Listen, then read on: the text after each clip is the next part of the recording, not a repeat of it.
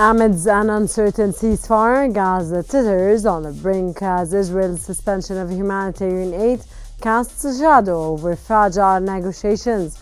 With the first phase concluded and tensions rising, Netanyahu warns of renewed conflict if talks falter. The international community watches anxiously, grappling with escalating risks to millions in Gaza. Is this decision a precursor to chaos as aid cuts deepen suffering? The world debates potential responses and the precautions future of peace efforts in this volatile region. I'm Rana Al-Qassas and welcome to Think Tank.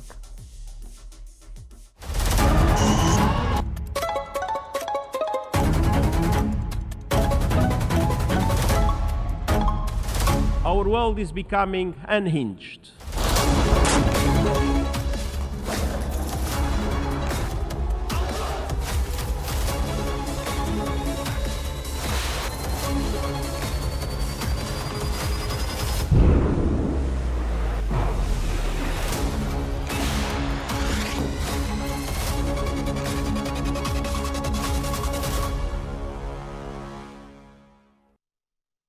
The Washington Post has reported that Israel has halted all aid entering Gaza, escalating tensions as the ceasefire deal falters.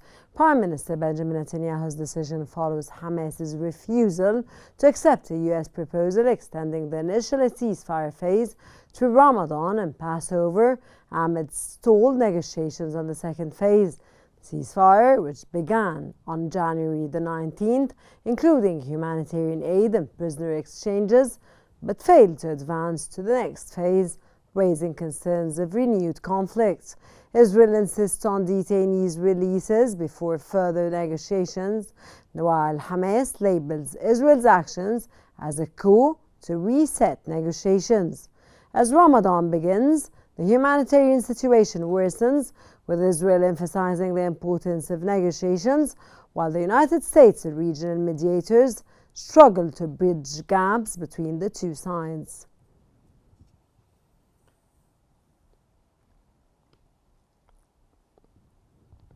According to The Independent, Arab nations and the United Nations have strongly condemned Israel's decisions to block humanitarian aid to Gaza, calling it a violation of international law and a ceasefire agreement. Egypt and Qatar, alongside with Saudi Arabia, criticized the move, with Egypt accusing Israel of using starvation as a weapon against Palestinians. Qatar and Saudi Arabia also condemned the blockade, while the United Nations and humanitarian groups expressed concern over its impact on civilians. Hamas rejected the accusations, calling Israel's actions blackmail, an attempt to undermine the ceasefire. Israel defended the blockade, claiming that Hamas diverts aid to fund its operations as negotiations for a second ceasefire phase remain stalled.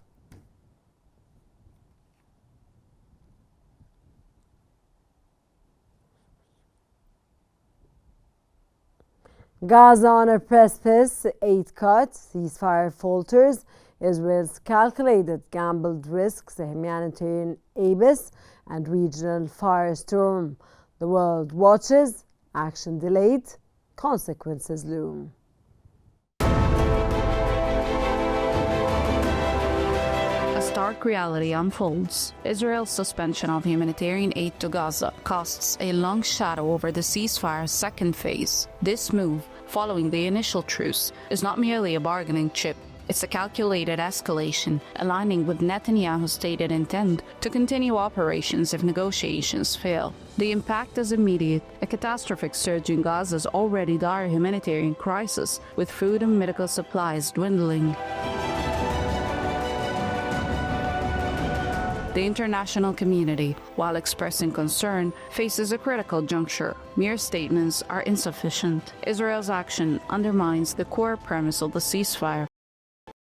Immense pressure on mediators. The suspension of aid, effectively weaponizing desperation, directly threatens the fragile progress achieved. The second phase of the agreement is now imperiled. Israel's options are limited: a return to full-scale conflict, a move that would ignite regional tensions, or a reluctant resumption of negotiations under heightened international pressure. International organizations facing unprecedented restrictions must prioritize innovative aid delivery mechanisms, potentially bypassing traditional channels to mitigate the looming famine.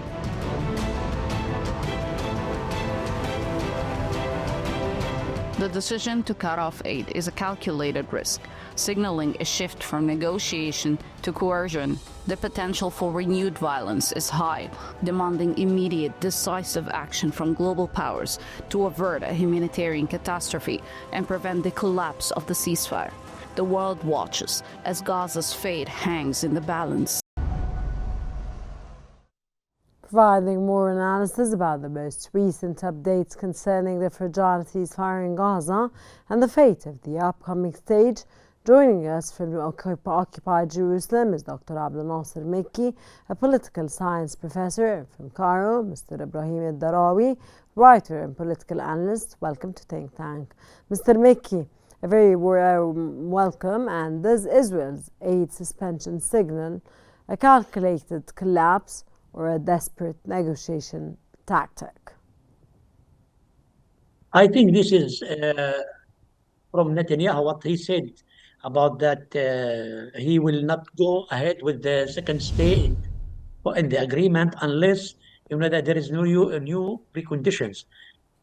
So I think this is a tactic from Netanyahu in order that he will try to blackmail Hamas in order that they can minimize their conditions for going to the second stage. He will try to finish all things in the first stage, which is releasing all the detainees in the first stage and not going to the second stage because, as you know, there is a problem with the Smotrich, which who treated that he will not supporting Netanyahu if you go into the second stage. So that's mean Netanyahu is playing like a tactic and using this tactic against Hamas, and also at the same time he will send a message to the Israeli family detainees that he now is that's making all his effort in order that he will release that's this detainees. And as you know, he suggested something concerning the first stage that he said he will go ahead with what Witkoff for the Middle East, Mr. Stephen Witkoff, when he suggested that he will make the suggestion to release from Hamas half of the detainees and the bodies. For this matter, the Israeli will still going in the ceasefire, and also they will enter all the allow to enter all the humanitarian aids and the bulldozers and also but on the tanks. ground, sir, the humanitarian aid is not allowed to enter Gaza anymore. Yes, I know. This is what is Netanyahu try to send this message by starting to cutting all the assistance or the aids, and this is something like a blackmail that he put his preconditions to send it to Hamas that and he will not allow to any assistance to enter Gaza anymore now unless Hamas will go ahead with his new precondition, and also going with the Mr. Steve Witkoff, what he suggested.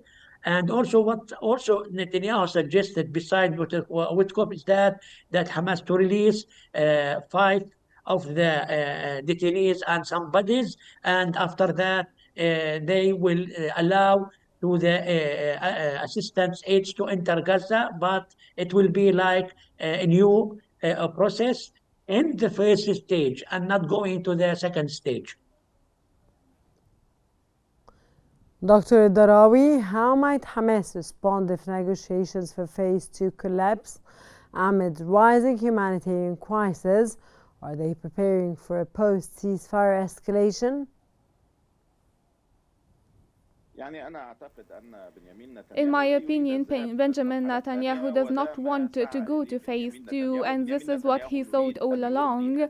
He wants to satisfy the far right, and we have seen protests today in Tel Aviv requesting the complete release of all detainees and continuing the ceasefire agreement as agreed upon by Benjamin Netanyahu earlier. But unfortunately, Netanyahu himself was able to change the negotiating delegation to bring one that is only clueless about the entire process. Hamas stated that they will not release any of the detainees except with the deal as agreed upon and as guaranteed and sponsored by the US. I think Benjamin Netanyahu is manipulating the new US administration, especially that he saw the readiness of Trump and the Trump desire of what Netanyahu did not even request. He is doing for him more than he wishes. Trump is giving a lot to Netanyahu, and with this vision, things are going to get worse than in Gaza, and there will be further escalation. And there is also now a state of an Arab unity to end the war and to start reconstruction efforts and to start the day after the war in the Gaza Strip, especially that Cairo was able to convince Hamas to not be present in the day after the war, which is what is requested by Netanyahu and what is desired by Israel.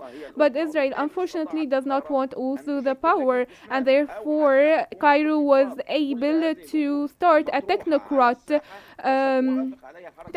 government, and Hamas will approve of that, as well as the PLO. But the dilemma here is in the US side. The US is giving Benjamin Netanyahu more than he ever wanted in the Gaza Strip. Trump was able to announce that Gaza could be the Middle East Riviera for the Israeli. Yes, sir, but this won't happen. لكن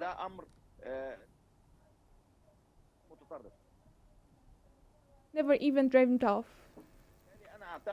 And therefore, I think that there are things that to handle. First, that the current Israeli administration is not concerned with the detainee release and is not also concerned with a rooted settlement of the Palestinian cause. We have a summit to be held tomorrow in Cairo, and I think there will be decisive outcomes as we are adopting the policies of the Arab nations, especially Cairo, towards the US, and Israel rejecting the displacement to Sinai, which is only completely rejected. Even Trump took his proposal back regarding this, and he said that he did not think that there will be complete rejection by Cairo and Jordan and a number of Arab nations, and therefore the Arab nations is also supporting the Jordanian Egyptian stance towards the Palestinian cause.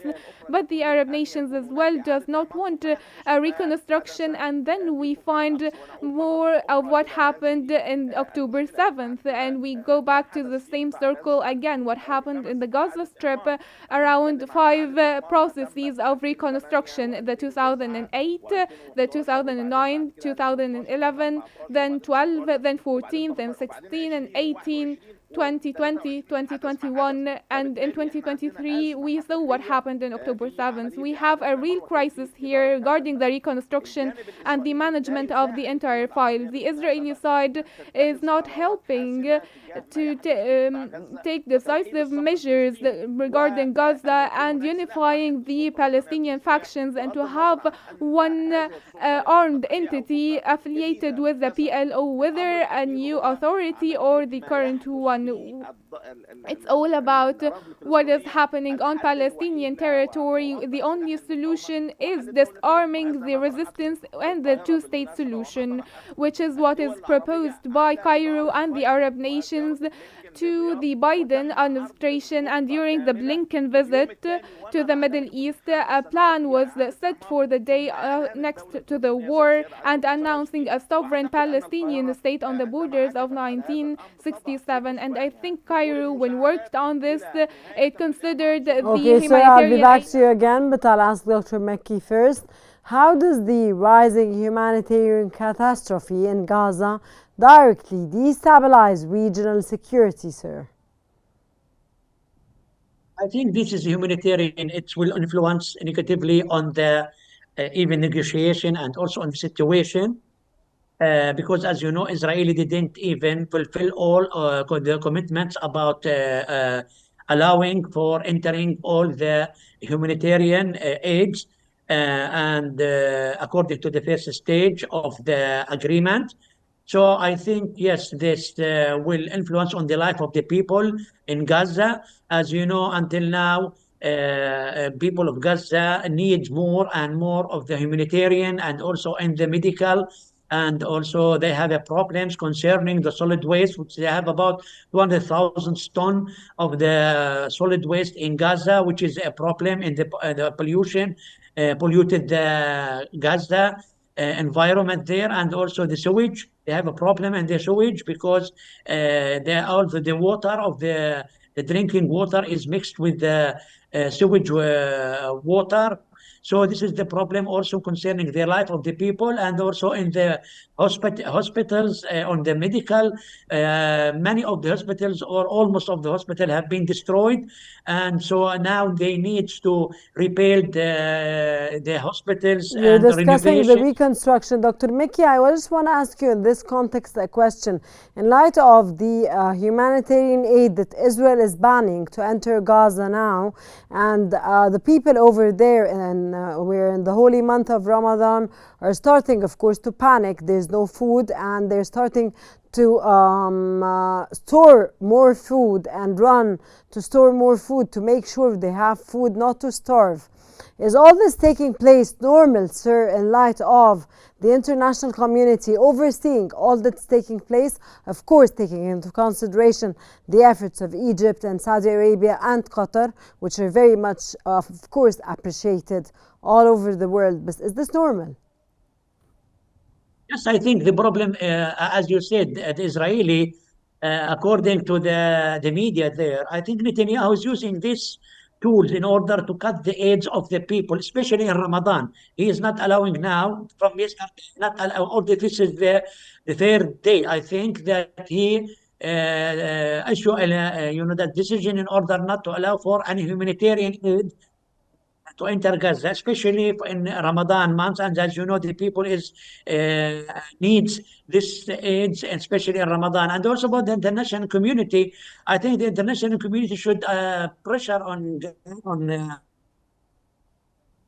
On Israel, on Prime Minister Benjamin Netanyahu, sir.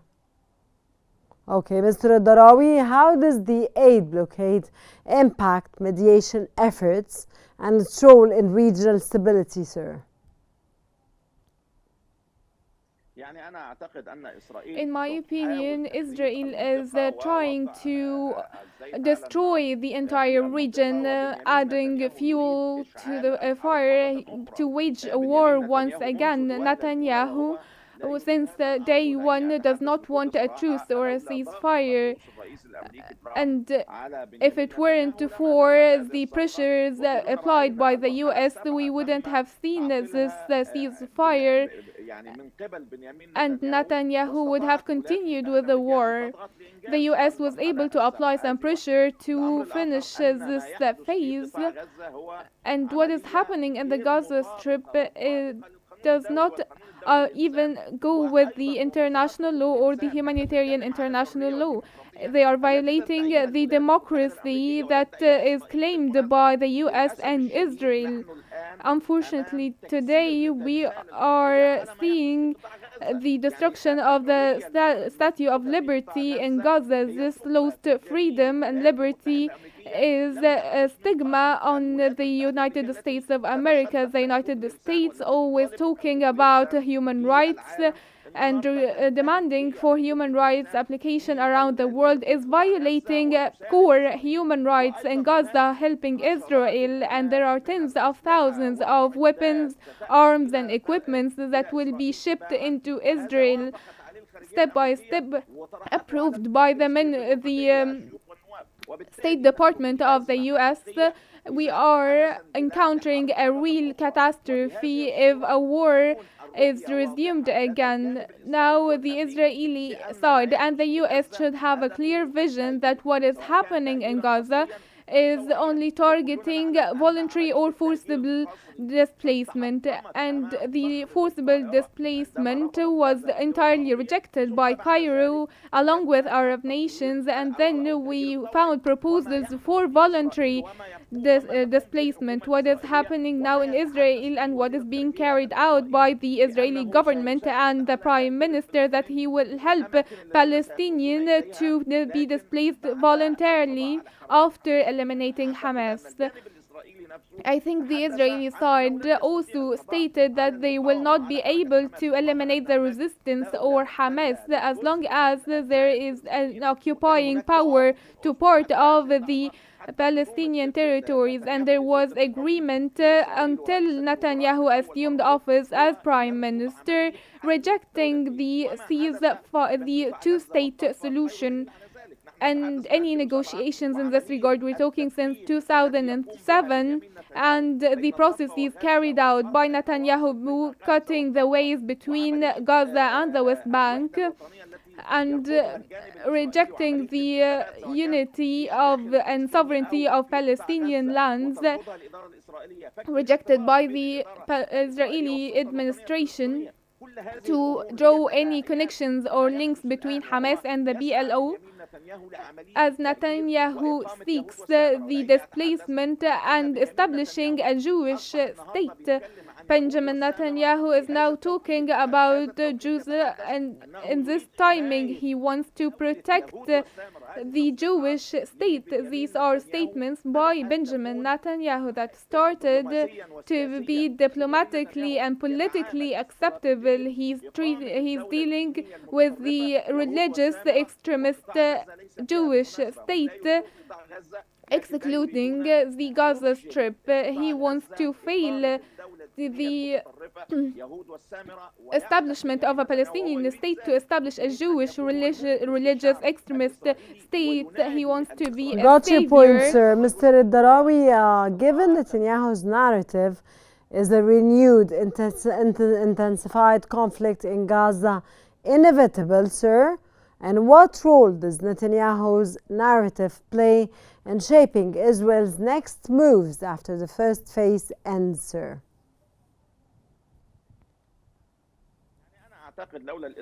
In my opinion, if it weren't for the US administration being totally convinced of the displacement of Palestinians, I think that the voluntary displacement will take place, and this voluntary displacement will not evacuate a third of the Palestinians, will only take a third of the Palestinians out of their lands. The rest will hold on to their lands, as the Palestinians have always rejected the displacement and being removed from their lands. We talk about the Beit Hanun camps, the Jabalia camps. They're all the refugee camps of displaced populations from other Palestinian lands, from the West Bank, from Jerusalem, from other states. They do not want to be externally displaced. They want to return, the right to return to their homelands once again, which Israel will face with all powers possible. But Israel and the international community and the Europeans today are starting to understand that what's happening in Israel is a violation to human rights, to the international humanitarian law, and we have seen the United States supporting these violations. Trump and his administration with is this final supporting note, sir, I really appreciate your valuable informative knowledge. That was Dr. Abdel Nasser Mekki, political science professor, and Mr. Ibrahim Darawi, writer and political analyst. Thank you very much both for your special insights. And as Gaza's fragile ceasefire hangs by a thread, The aid crisis deepens and diplomatic efforts face unprecedented challenges. The path forward remains uncertain, with peace teetering between negotiations and potential chaos. Stay informed as this volatile region shapes global futures. And that brings us to the end of today's episode of Think Tank.